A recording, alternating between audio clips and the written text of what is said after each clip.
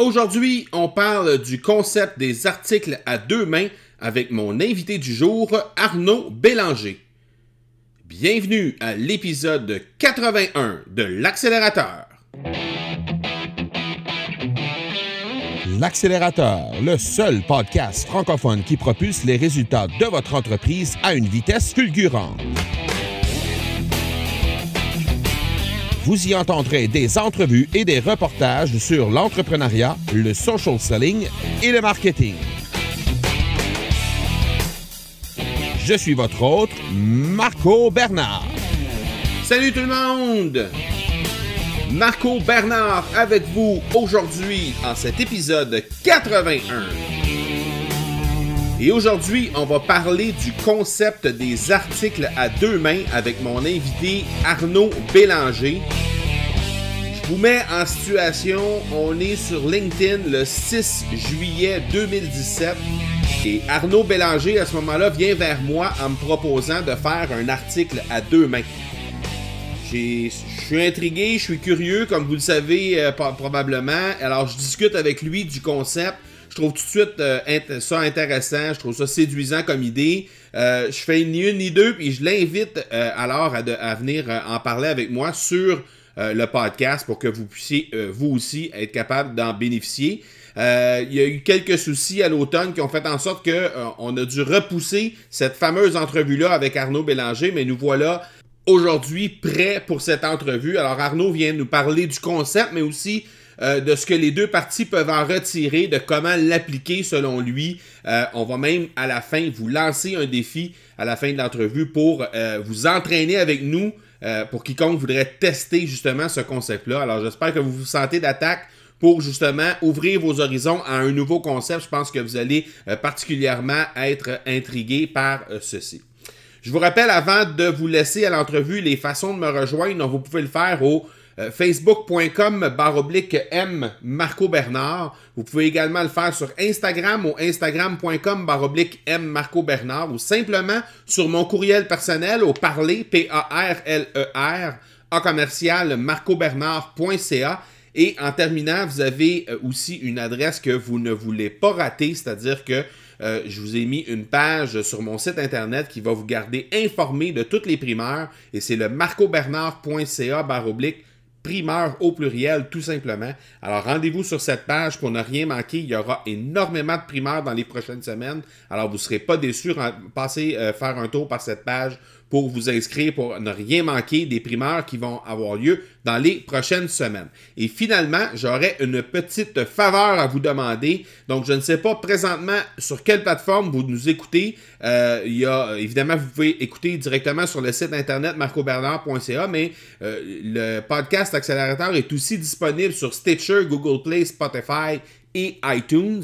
Et la petite faveur que j'ai à vous demander, c'est simplement de me laisser un avis et vos commentaires sur le podcast, c'est très, très, très apprécié. Et si jamais sur iTunes, vous ne savez pas comment faire parce que c'est un peu tricky, un peu complexe là, pour ceux et celles qui ne l'ont jamais fait, eh bien, j'ai préparé dans une page en 3 étapes très, très simples et très rapides comment vous pouvez faire pour laisser un avis sur le podcast. Alors, vous trouvez ça sur le marcobernard.ca/avis-iTunes, donc A-V-I-S _ITUNES et c'est également dans les notes de l'épisode, donc vous pouvez simplement cliquer sur le lien pour vous rendre et ainsi connaître la marche à suivre pour laisser un avis et un commentaire sur le podcast et sachez que je vous en remercie d'avance, c'est très très très apprécié.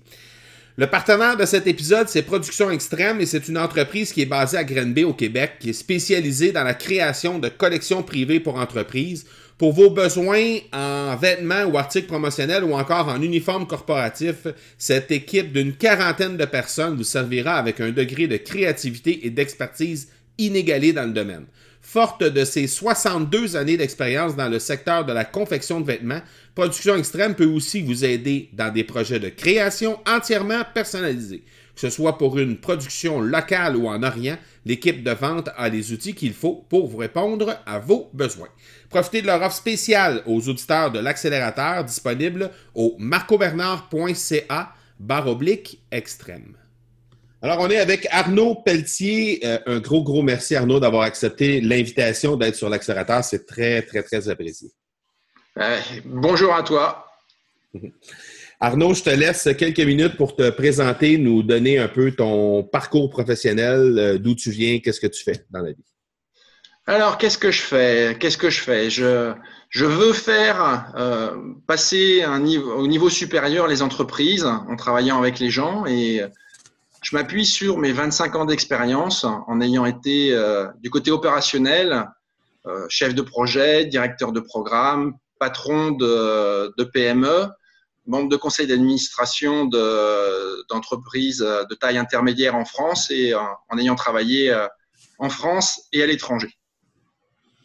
Et aujourd'hui, tu as ouvert ta boîte en consultation? Voilà, aujourd'hui, j'ai passé 2 ans dans un cabinet de conseil et qui m'a donné envie et qui m'a fait prendre conscience que c'était vraiment ça que je voulais, avoir des missions variées d'accompagnement, de mentorat et de coaching auprès des dirigeants. D'accord. Au mois d'août dernier, juillet dernier, à un moment donné, on a discuté ensemble sur LinkedIn. Tu m'es arrivé avec un concept qui m'a jeté à terre. C'est un concept que je connaissais pas, que j'avais jamais vu. C'est un concept que tu me parlais d'articles à 2 mains. Tu m'as dit, oui. C'est quelque chose qui s'apparente un peu au guest blogging, mais c'est plutôt collaboratif comme méthode. J'aimerais ça t'entendre là-dessus. D'où ça vient? Est-ce que c'est une idée qui t'est venue en tête spontanément ou est-ce qu'il y a un historique derrière ça? J'aimerais que tu m'en parles. En fait, je te disais, moi je crois dans les échanges avec les gens. Donc, quand on est tout seul, si on n'échange pas, de plus en plus on a des convictions et je dirais la capacité à s'ouvrir, la capacité à entendre et donc la capacité à progresser diminue. Et après on devient une espèce d'expert qui, quand tu vas raconter des choses, quand il y a quelqu'un qui te contredit, c'est que tu as l'impression de te faire agresser. Ouais. Tu vois? Et donc, moi, je recherche beaucoup, en fait, non pas la confrontation des idées, mais le partage des convictions. Et en fait, moi, je le pratique avec quelqu'un très régulièrement. Je te le disais juste avant qu'on commence, avec Joselito Tirados. Et c'est quelque chose qu'on fait quasi toutes les semaines sous forme, je dirais, de conf call. Mais on s'était dit qu'à un moment, on devrait écrire un truc à 2 mains, puisqu'on a 2 perceptions relativement communes, mais avec des domaines d'expertise différents. Et donc, ça permettrait, au lieu d'avoir un article éventuellement qui ne trouverait écho qu'auprès des gens qui pensent comme moi, et éventuellement Joselito avoir un article qui n'aurait écho qu'auprès des gens qui sont dans sa lignée, d'ouvrir et sur les 2 communautés, d'apporter éventuellement un regard un peu différent, un angle d'attaque pour traiter un sujet qui serait différent et donc participer à apporter de la valeur, parce que quand même, quand on écrit un article, ce qu'on veut, c'est, au-delà de partager son expérience, c'est d'apporter de la valeur. Et si on arrive à s'enrichir par les questions, par les points de vue, je trouve que c'est un excellent moyen d'accroître la valeur d'un article. Qu'est-ce que tu dirais que les entrepreneurs qui désirent s'en aller vers ce type de concept-là auraient à retirer? Parce que tantôt, juste avant qu'on commence l'entrevue, tu me disais que tu étais très orienté vers les résultats. Toi, parler pour parler, s'inventer des recettes, s'inventer des façons, des concepts, etc., sans qu'il y ait nécessairement de résultats de rattacher de façon concrète au bout. Ça ne t'intéressait pas. Donc, qu'est-ce qu'on peut s'attendre de concret qui pourrait venir d'un concept comme ça si on participe à ça? Pour qui? Pour ceux qui vont écrire l'article ou pour ceux qui vont le lire? Les 2 côtés. Les 2 côtés. Alors, pour ceux qui vont être à l'origine de l'écriture de cet article à plusieurs mains, parce qu'on pourrait dire à 2 mains, mais on pourrait le dire à 3 mains, on pourrait le dire à 4 mains. Oui, exact. Ouais. Donc, c'est ce que je te disais tout à l'heure. C'est le fait de pouvoir échanger sur un sujet qu'on pense maîtriser complètement OK. et se faire interpeller par une autre façon de l'aborder, par d'autres réponses qu'on pourrait y apporter. Et donc, c'est un partage d'expérience, c'est une sensibilité qui va rester ouverte, comme je te disais. On ne va pas s'enfermer au fur et à mesure des années qui passent et des conférences qu'on fait ou des articles qu'on écrit dans son petit microcosme, mais on va rester ouvert. Et aujourd'hui, le monde change tellement que si on veut pouvoir durer, si on veut pouvoir constamment être capable d'apporter de la valeur à nos clients, il faut être constamment ouvert pour s'adapter à leur contexte et les aider à progresser beaucoup plus que venir avec une solution qui peut-être aujourd'hui est la bonne, mais qui dans 6 mois va être complètement dépassée, quoi. Donc ça, c'est pour les gens qui vont participer à l'écriture. Pour ceux qui vont lire, j'aurais tendance à dire que justement, ça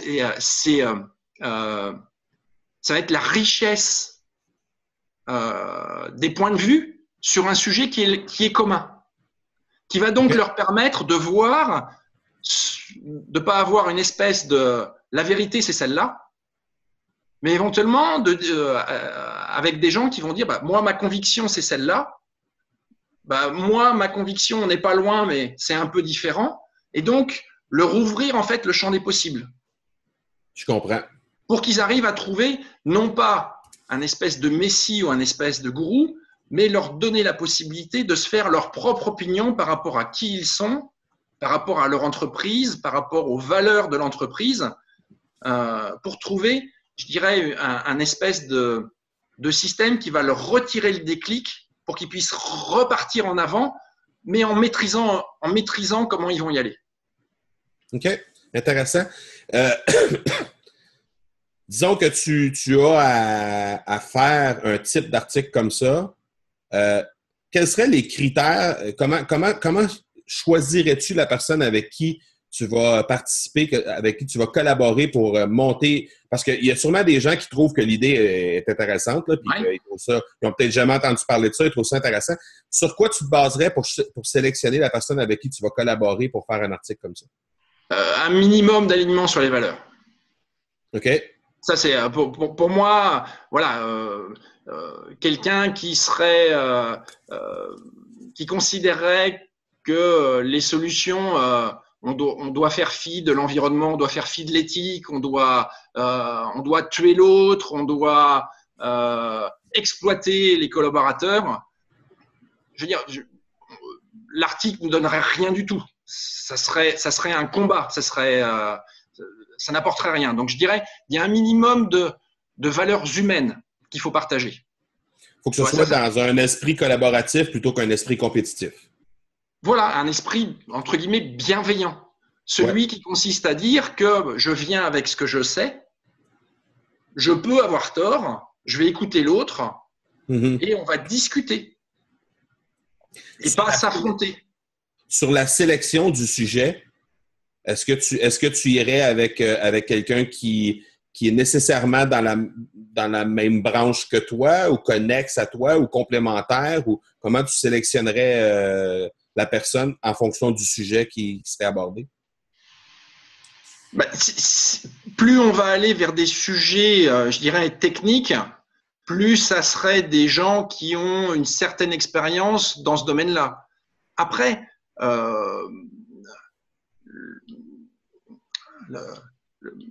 le fond des choses, c'est de donner les clés aux dirigeants pour que ce fameux déclic saute.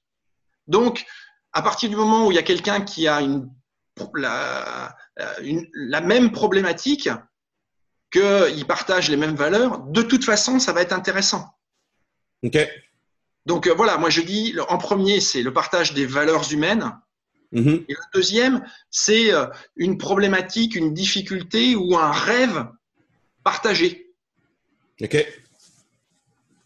Et surtout pas avec entre guillemets, un expert du même niveau, parce que sinon, ça va être un expert qui va parler à un autre expert. Donc, l'article n'intéressera que les autres experts. Et c'est pas ça qui m'intéresse. Moi, ce que je veux apporter, c'est de la valeur aux gens qui pourraient utiliser le résultat de l'article concrètement pour leur création de valeur de leur entreprise.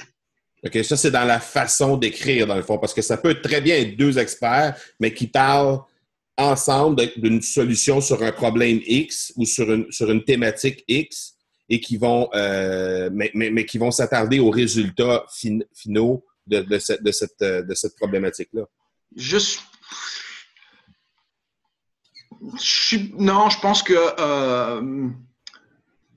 j'ai trop vu de webinars ou de choses comme ça où on met deux experts et à la fin, ils tombent dans leur jargon d'experts qui fait que le résultat n'est compréhensible que par les gens qui sont déjà experts, quoi. Et moi, c'est pas ça que je veux. Justement, je veux qu'on sorte de tout ce jargon qui fait que, ou de tous ces buzzwords qui font que les gens se disent que c'est compliqué. Et moi, ce que je veux justement, c'est leur montrer que tous les buzzwords, en fait, ce ne sont que des outils qui, de toute façon, ne serviront à rien si on ne sait pas à quoi ils doivent servir. Okay. Et donc, le fait de ne pas avoir deux experts du même domaine ensemble, c'est justement quasi, je dirais, une assurance qu'on ne va pas tomber dans le jargon et qu'on va rester compréhensible pour je dirais, pour les gens qui peuvent en tirer le maximum, c'est-à-dire ceux qui aujourd'hui se sentent perdus. Moi, ce que je veux, c'est clarifier. C'est donner du sens. Est-ce que tu as déjà vu ce concept-là ailleurs sur le web? Est-ce que c'est quelque chose que tu as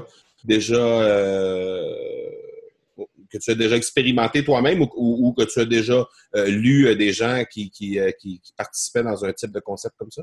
Non, pas vraiment. Ce que j'ai vu, c'est plutôt un expert qui interviewe soit un prospect ou un client.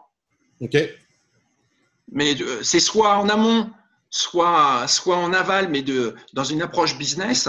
Là, c'est vraiment pas dans une approche business. Donc aujourd'hui, je l'ai pas vu en dehors des rencontres que je fais en off, où je discute énormément comme ça et de plus en plus, voilà, j'ai des gens qui me demandent à discuter, je dirais dans une vraie approche de social selling. J'écris sur LinkedIn, il y a des gens qui me disent c'est intéressant ce que tu écris, est-ce qu'on peut s'appeler? Puis après on s'appelle, quoi. Ouais. Et voilà, on discute un peu et puis je suis pas non plus un philanthrope. Si après, je veux dire, le fit passe bien, éventuellement on peut aller vers une approche business. Mais à l'origine, c'est même pas ça.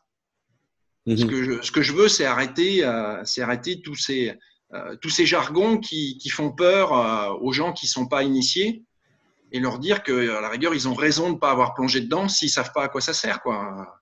Tu as des tas de patrons à qui on a dit « Vous allez mourir si vous n'êtes pas ISO 9000, vous allez mourir après l'an 2000, vous allez mourir si vous ne faites pas du Lean ». Il y a des tas de boîtes qui sont toujours là, qui ne sont pas ISO 9000, qui ne sont pas Lean et qui sont là depuis 500 ans et qui continueront à exister parce que justement, ils ont gardé le bon sens, moi ce que j'appelle le bon sens paysan, quoi. Non, ouais, je comprends. Moi, c'est ça que je veux. OK. Toi, je fais des formations et j'utilise ce que je leur dis, le BSP. Quand vous ne savez plus où vous en êtes, utilisez votre BSP, le bon sens paysan. Transformez la question et la difficulté que vous avez dans votre milieu professionnel, remettez-la dans votre milieu personnel, d'accord? Et dites-vous dans le milieu personnel, qu'est-ce que vous auriez fait à ce moment-là? Et vous allez voir, ça va vous aider considérablement à clarifier. De revenir à la base. Et de revenir à l'essentiel, quoi. C'est pas l'outil, c'est pas le résultat, c'est pas etc. C'est est-ce que je serais prêt pour pouvoir m'acheter une Tesla à sacrifier mon fils ou un truc comme ça, parce qu'il y a des fois au niveau de l'entreprise ça revient à ça, quoi. Non, oui, tout à fait, exactement. La troisième question de l'entrevue, c'est un peu particulier parce que je vais te demander un truc d'accélération sur le sujet. On parle d'articles à deux mains et c'est un concept que tu n'as pas nécessairement expérimenté au moment où on se parle, que tu n'as pas nécessairement vu non plus en action. Alors, c'est un peu particulier, mais je vais te poser la question quand même. Selon toi, quelqu'un qui veut se lancer là-dedans, et ce serait quoi le truc pour accélérer le plus rapidement possible dans ce concept-là? C'est d'être au clair sur ses valeurs. OK. C'est d'être au clair sur ses valeurs, c'est d'avoir envie d'être dans cette démarche-là, dans le but de partager son savoir. Voilà. Ni plus ni moins. C'est pas dans une optique commerciale, c'est pas etc. etc. C'est dans un but d'ouverture et de volonté de vraiment clarifier, aider les gens à prendre, les dirigeants, les décideurs après à ce qu'ils prennent les bonnes décisions pour leur entreprise. C'est très compliqué, ça va de plus en plus vite, il y a de plus en plus de choses, il y a de plus en plus d'articles. Ils lisent des articles, mettez un CRM et sous 4 jours, vous allez avoir 90% de plus de leads. Enfin, je veux dire, c'est très, très perturbant tout ça. Donc, pour moi, justement, retirer tout ce jargon-là et les aider à ce qu'ils se rendent compte qu'en fait, c'est eux qui sont dans le vrai. Parce que tant qu'ils n'ont pas compris le sens de tout ça, ça ne sert à rien de claquer des millions là-dedans, quoi. Non, exact. Parallèlement à ça, souvent quand il y a des concepts comme ça qui nous viennent en tête, par exemple, le concept dont on parle aujourd'hui, ça provient de ressources d'inspiration, de trucs qu'on voit sur le web, d'un texte qu'on a lu ou d'une personne qu'on a rencontrée qui nous a inspiré ça. Je vais te demander, est-ce qu'il y a des ressources, est-ce qu'il y a des inspirations que tu pourrais nous partager en rapport avec ce concept-là qui pour les gens qui désiraient mettre de l'avant ce concept-là, pourraient peut-être s'orienter vers ces ressources-là pour aller creuser un peu plus loin? Ben, en fait,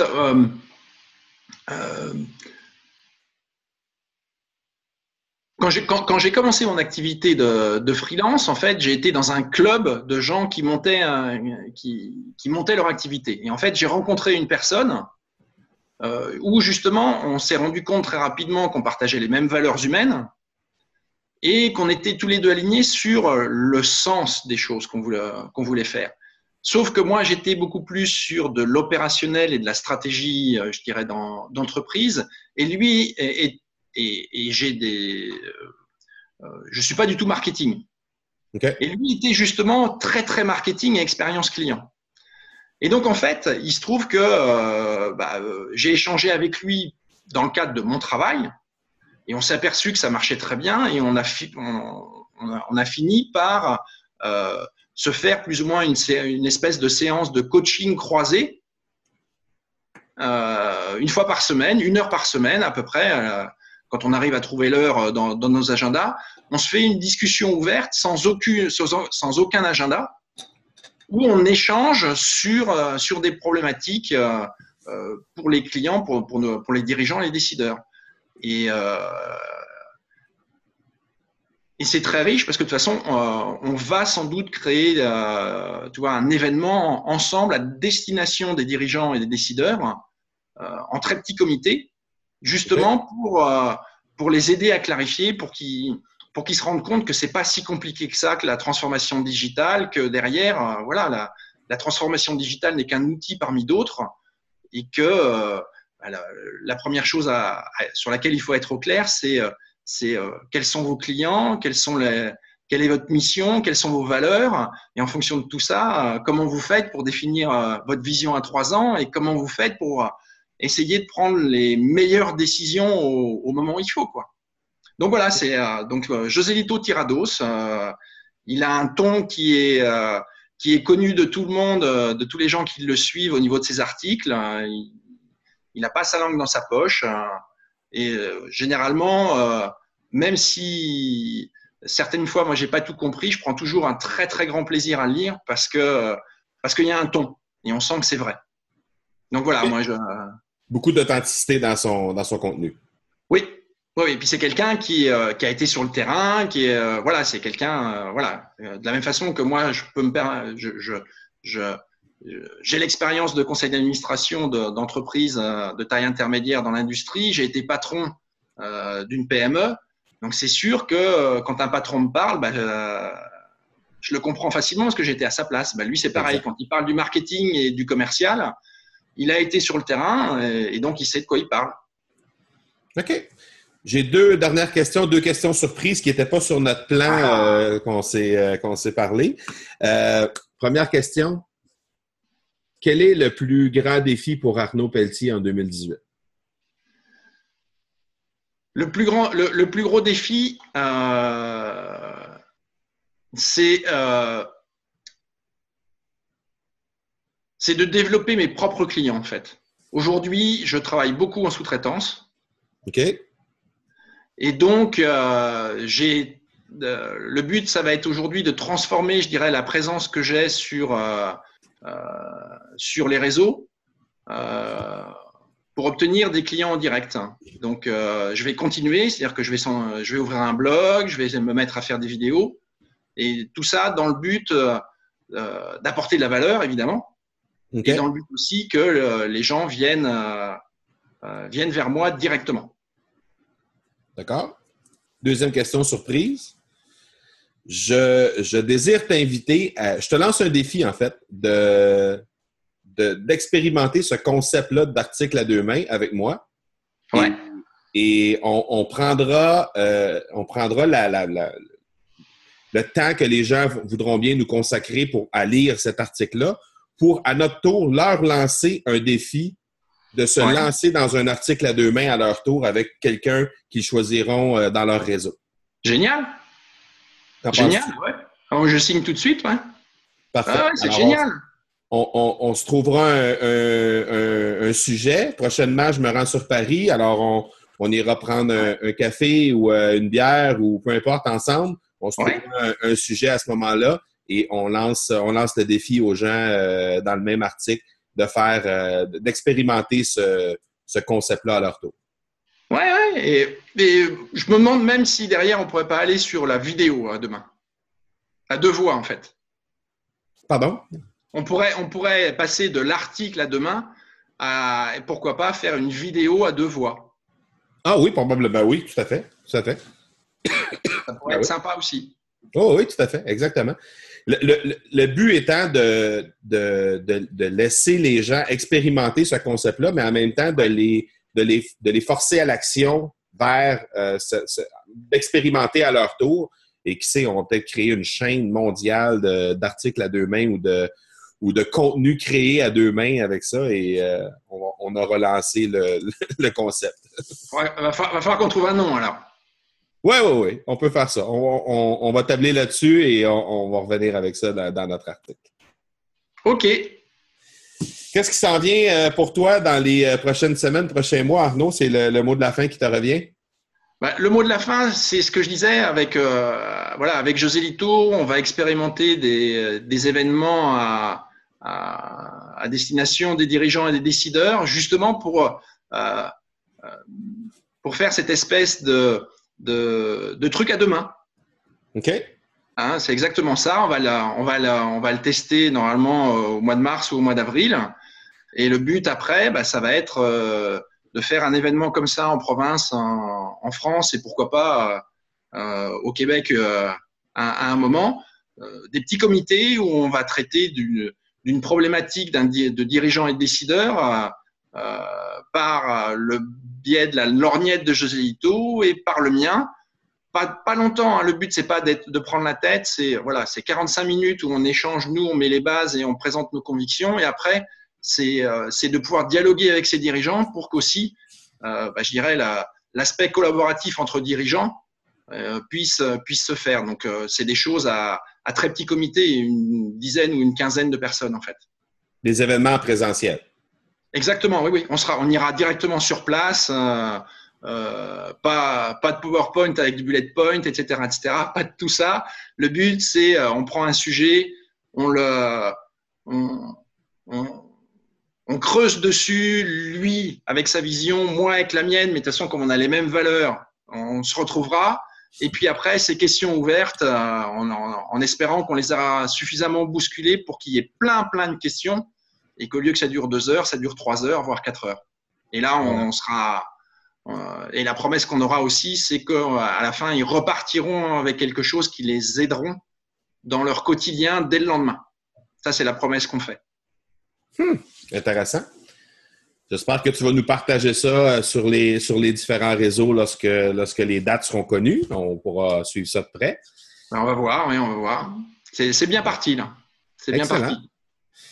Et toi, Arnaud? Et toi, ton actualité dans les semaines qui viennent? Il n'y a pas de raison.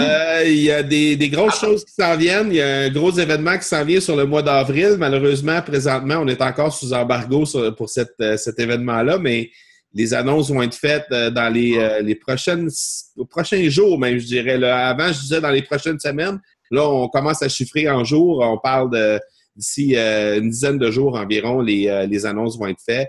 Et il y a beaucoup de choses qui s'en viennent de mon côté. Un voyage à Paris avec une mission économique où on pourra avoir la chance de se rencontrer également en personne. Et puis, oui, et à travers ça, bien, évidemment, les entreprises avec lesquelles j'œuvre toujours, mon entreprise familiale et mon équipe de hockey qui entre en série dans quelques jours aussi. Donc, voilà, Bon. On est passablement occupés. Très bien, très bien. Arnaud, un gros merci de ton temps. C'est très apprécié. Ça m'a fait extrêmement plaisir de te rencontrer. Et puis, on pourra se voir bientôt en personne. OK, bah écoute, merci beaucoup. Et puis, écoute, je t'attends avec impatience sur Paris. Parfait, merci. Merci, au revoir. Ciao. J'espère que vous êtes prêts pour ce défi. Vous avez dans les notes de l'épisode les liens pour rejoindre Arnaud. Et vous avez aussi, on va vous tenir au courant de la prochaine étape que nous, on va faire, Arnaud et moi, pour être capable de lancer un premier article à 2 mains dans notre cas. Et on va effectivement lancer le défi à tout le monde dans ce même article-là, pour faire en sorte que le plus de gens possible puissent adhérer à ce nouveau concept-là et ainsi profiter des bienfaits du fait qu'on a 2 personnes qui agissent sur un même sujet dans un même article. Alors, n'hésitez surtout pas à contacter Arnaud ou à me contacter si vous voulez en savoir plus. Et vous pouvez faire ça simplement en me rejoignant sur, évidemment, Facebook, comme à l'habitude, facebook.com/M Marco Bernard. Instagram aussi, sur instagram.com/M Marco Bernard. Ou par courriel, comme plusieurs déjà le font parmi vous, au parler, PARLER, @marcobernard.ca. Et finalement, laissez un avis, laissez un commentaire sur iTunes. C'est très apprécié. Vous pouvez le faire directement dans la plateforme iTunes. Si vous ne savez pas comment faire, eh bien, marcobernard.ca/avis-iTunes. Donc, AVIS-ITUNES et c'est dans les notes de l'épisode. Ça va vous donner la marche à suivre qui est relativement simple, mais une fois qu'on sait où se rendre, c'est simple. Par contre, quand on ne le sait pas, là, on peut chercher longtemps. Donc, c'est pour ça que j'ai fait cette page-là, pour faciliter la tâche, pour que vous puissiez laisser votre commentaire, votre note sur le podcast Accélérateur. Sachez que les quelques secondes que ça va vous prendre sont très utiles pour moi et c'est très apprécié que vous preniez ce temps-là pour laisser votre avis et ou votre commentaire. Voilà donc qui termine cet épisode 81 avec Arnaud Bélanger. Je vous donne rendez-vous dans quelques jours pour l'épisode 82 et ce sera une grosse semaine la semaine prochaine avec plein de primeurs, alors ne manquez surtout pas l'épisode 82. D'ici là, soyez bons, soyez sages et je vous dis ciao!